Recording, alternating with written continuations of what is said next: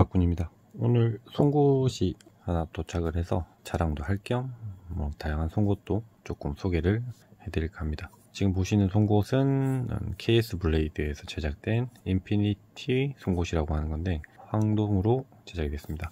무게가 좀 상당해요. 80g 가까이 하거든요. 주로 쓰는 일본에서 사온 송곳 같은 경우에는 한 18g, 19g 정도 합니다. 무게 차이는 한 4배 한 4.3배 정도, 4.5배 정도 그 정도 하는 것 같아요.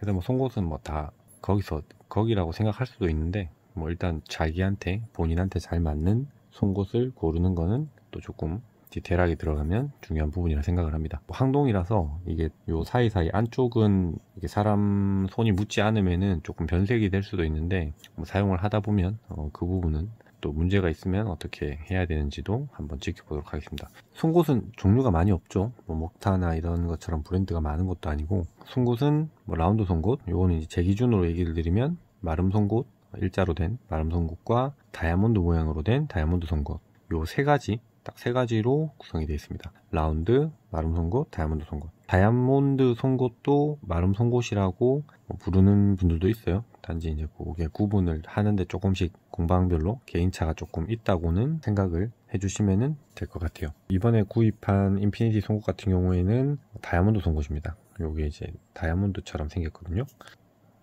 카메라로는 표현이 조금 힘들겠죠. 후기랄 게 송곳은 크게 없다 보니까 그냥 제가 가지고 있는 송곳들을 한번 꺼내봤습니다.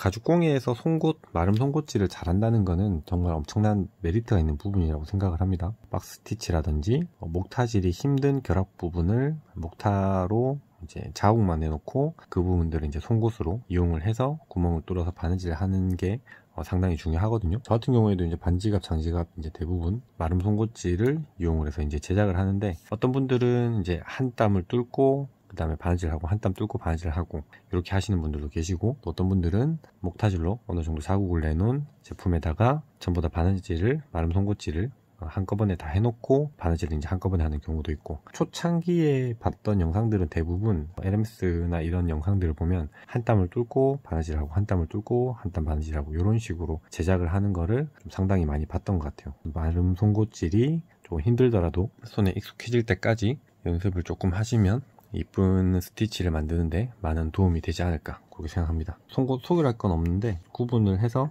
저한테 조금 편했던 송곳, 그리고 잘 안 쓰는 송곳, 이런 것들이 조금 장단점을 간략하게 소개해 드릴게요. 특별한 부분이 없기 때문에 짧게만 좀 얘기를 하고 영상을 종료하도록 하겠습니다.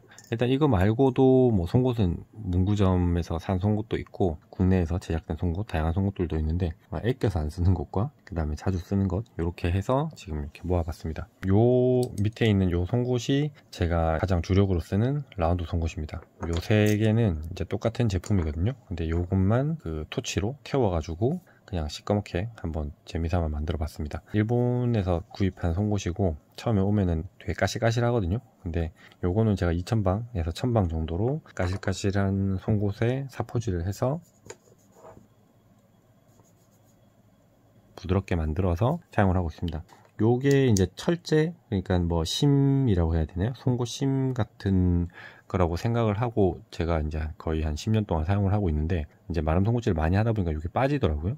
빠지는데 안에 송곳이 아니라 바늘에 가까운 바늘이라고 볼 수 있는 요 심이 요 안에 심겨져 있더라고요. 그러니까 요것은 어떤 철제, 그러니까 이 송곳을 위해서 제작된 철이라기보다는 그냥 굵은 바늘을 꽂아 놓은 약간 그런 형태의 송곳이라고 보시면 될 것 같아요. 잘 사용하는 송곳이고, 많이 사용하는 송곳이고, 또 가장 추천드리는 송곳이기도 합니다. 물론 이제 라운드 송곳일 때를 가정을 하는 게, 일본에서는 마름 송곳이라는 게 요즘 몇몇 제작자분들이 제작을 하는 것 말고는 대부분 다이아몬드 송곳입니다. 일본에서는 다이아몬드 목타를 위주로 사용을 하기 때문에 다이아몬드 송곳하고 라운드 송곳하고 요 두 종류만 나오신다고 보시면 되는데, 그 중에서 요 라운드 송곳이 제 손에 잘 맞아서 가장 많이 사용하는 송곳입니다. 2018년부터는 사용하는 송곳에다가 날짜를 적어 놓기도 합니다.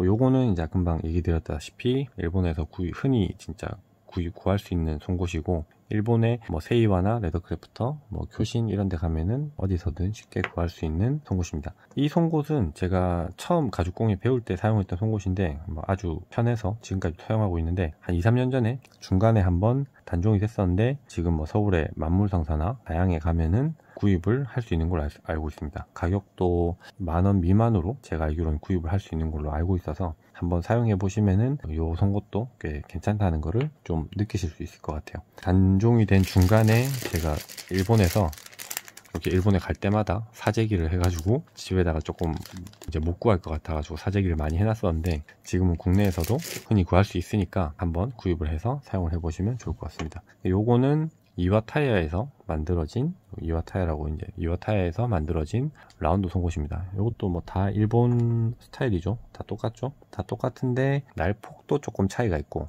두께죠. 날폭 차이도 있고 날 길이도 조금씩 제품마다 제작하는 업체나 개인 판매자의 어떤 성향에 따라서 조금씩 차이가 나요. 그러니까 이와타야 같은 경우에는 살짝 아주 조금 길죠.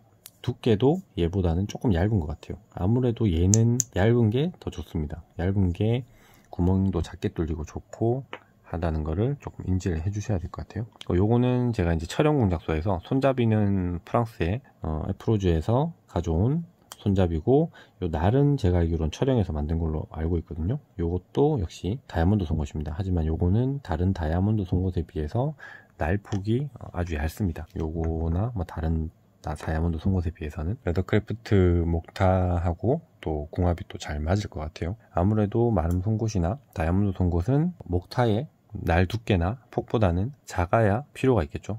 그거보다 더 두꺼우면은 마름 송곳질을 할 필요는 없다고 생각을 하거든요. 요 날 폭과 그 다음에 날 두께, 요거를 잘 생각을 하셔가지고 자기가 쓰는 목타하고 잘 맞는 거를 구입을 해주시면 될 것 같아요. 요거는 아까 전에 얘기 드렸던 KS 블레이드에서 나온 다이아몬드 송곳. KS 블레이드에서는 요게 라운드하고 다이아몬드하고 요 두 가지가 나옵니다. 그리고 여기 보이시는 지금 네 가지, 요 네 가지는 팔로산토 팩토리에서 만들어진 송곳입니다. 코브라 송곳이라고 하나요? 편하게, 전 처음에 좀 불편할 줄 알았는데 이렇게 잡아가지고 이렇게 뚫다 보니까 생각보다 좀 편하더라고요. 이렇게 쓸 리는 잘 없고 저는 이렇게 잡아서 눌러서 쓰고 있습니다. 또 미국에서 다른 국가에서 이런 형태로는 많이 만들어서 또 사용을 하는 것 같아요. 그리고 이제 요거는 팔로산토 팩토리에서 제일 처음 나온 유창목 송곳이고, 요것도 뭐 거의 보면 일본 스타일하고 이제 비슷하죠. 일본에서 만들어진 송곳하고. 이것도 이제 마름 송곳입니다. 팔로산토 팩토리에서는 다이아몬드 송곳은 따로 만들지 않고 마름 송곳만 만들고 있습니다. 써본 송곳 중에, 마름 송곳 중에서는 이게 그나마 파지도 되게 편하고, 이런 가운데 부분을 잡아가지고 밑으로 눌렀을 때 힘 받는 것도 좀 힘을 잘 받고, 이래서 요거를 조금 추천을 해드리고 싶어요. 위에서 눌러야 되는데 송곳들이 보시면은 대부분 머리가 굵고 밑으로 내려가면 좁아지거든요. 그럼 힘 받기가 조금 힘든데, 요건 이렇게 중간에 한번 힘을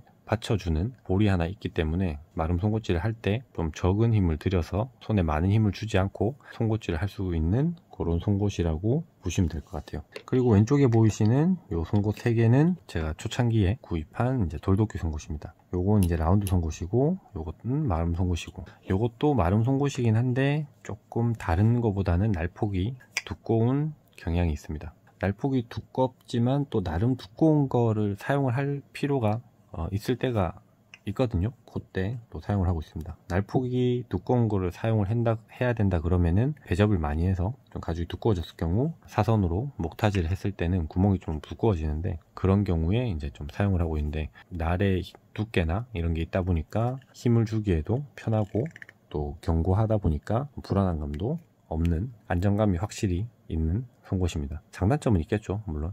안정감은 있지만 날폭이 두꺼워서 구멍이 작은 곳에는 이제 사용을 할 수 없는 또 그런 게 있습니다. 송곳은 크게 소개를 해드리거나 어떤 게 장점이고 어떻게 단점이고 뭐 그런 것들이 너무 간결해요. 이쁜 걸 쓰시면 좋고, 자기 손에 맞는 거, 뭐 도구들은 다 마찬가지겠죠. 자기 손에 맞는 걸 써야 되고, 이왕이면은 조금 이쁘면 더 좋고, 뭐 디자인의 가장 원초적인 질문이죠. 한데 한 가지 딱 추천을 해드리자면, 날 길이가 짧은 거를 쓰시는 거를 일단은 가장 추천을 해드리고, 특히 마름 송곳 같은 경우에는 날 폭이 좁고 그 다음에 날 두께가 좁은 거를 사용을 하는 거를 추천을 해드릴게요. 내가 목타질 한 것보다 어떤 식으로든 요 마름 송곳 날로 이제 가죽을 뚫었을 때 그 구멍이 마름 송곳으로 인해서 다른 다이아몬드 송곳으로 인해서 커지는 경우는 없어야 되기 때문에 폭이 좁고 두께도 좁은 거를 사용하기를 추천을 해드리고, 라운드든 마름 송곳이든 무엇이든 간에 날 길이가 짧은 거를 추천을 해드릴게요. 돌도끼에서 이제 초창기에 이제 만들어진 요 송 같은 경우에는 날 길이가 상당히 길거든요.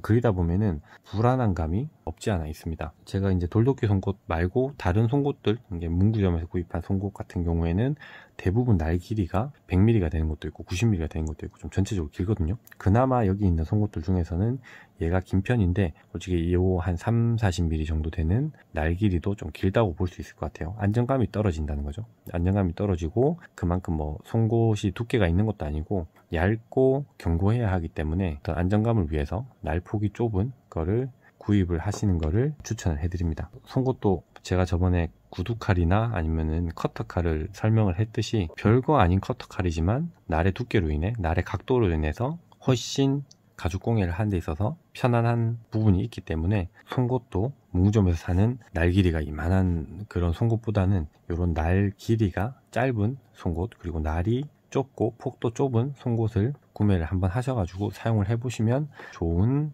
제품을 만드는데 편리함이 있지 않을까, 그렇게 생각을 하고 있습니다. 오늘의 영상은 수다죠. 케이스 블레이드 다이아몬드 송곳을 구매하면서 자랑이죠. 송곳을 이제 자랑을 한 적은 없기 때문에 한번 가지고 있는 송곳들을 꺼내서 자랑을 해봤습니다. 마름 송곳질 연습을 많이 하셔가지고 이쁜 좋은 제품을 만드시는데 도움이 되셨으면 좋겠습니다. 좋은 가죽 생활 하시기 바랍니다.